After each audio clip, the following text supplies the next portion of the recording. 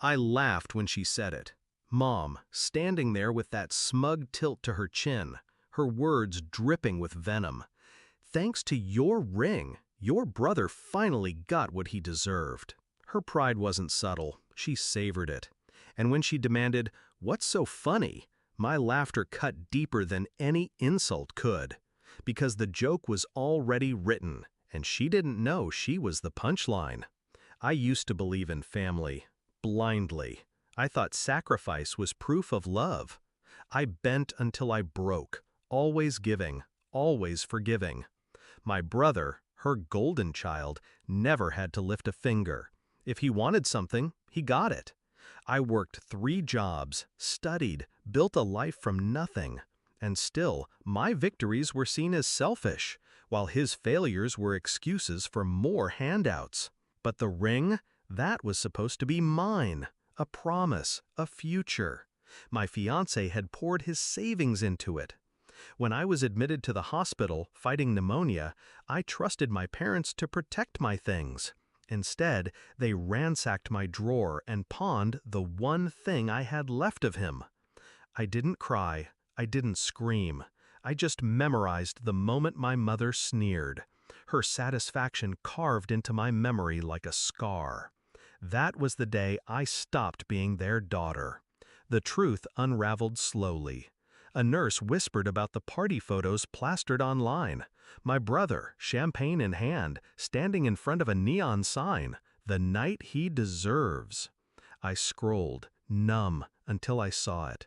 Around his girlfriend's neck, a chain, and on it, my ring. The betrayal should have shattered me. Instead, it sharpened me. They thought they sold my engagement ring. They hadn't. 2 weeks before my hospital stay, I'd taken precautions. My fiancé and I had insurance papers drawn up, certification tucked in a safe deposit box. The diamond I left in my drawer wasn't the diamond he gave me.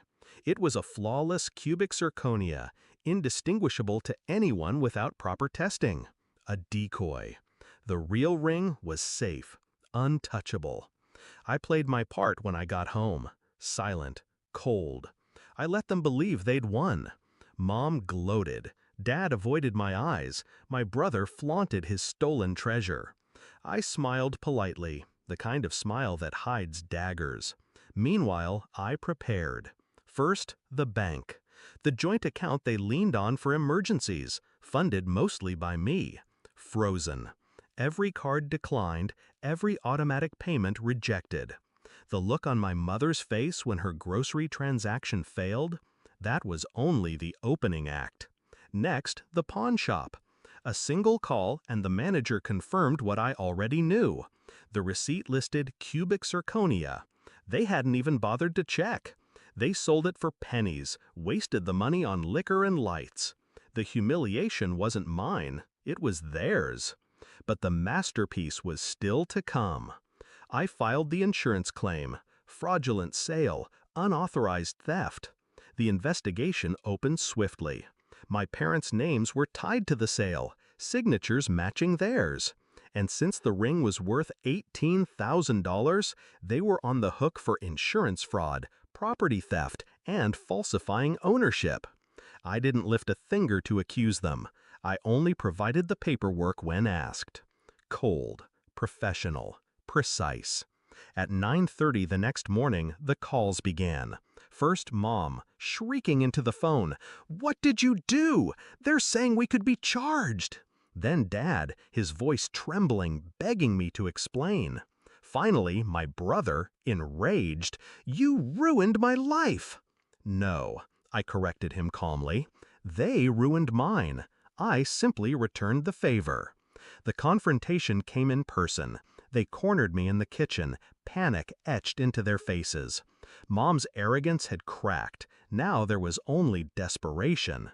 "You wouldn't do this to your own family," she pleaded. I set down my coffee, meeting her eyes with a steadiness she couldn't match. Family doesn't sell what isn't theirs. Family doesn't laugh while their daughter lies in a hospital bed. You taught me what family really means, and now you get to live with it. Her mouth opened, but nothing came out. My brother shouted, cursing, blaming me for everything. I let him rant, let him exhaust himself. Then I delivered the final blow. You didn't just sell a ring, you sold proof of who you are. And now the world gets to see it. The insurance company pressed charges. The pawn shop provided receipts. Their reputations, their finances, their precious golden boy image, it all collapsed. Every bridge they burned lit up the night behind them. And me? I walked away untouched, stronger, free. That night I stood by my window, the city lights flickering below, and let myself finally exhale. The weight was gone. Not just the ring, not just the betrayal. Them. I realized something then. Revenge isn't fire. It isn't rage. It's ice. Controlled, patient, sharp enough to cut clean. They thought they stripped me of value, but in reality, they only exposed their own worthlessness.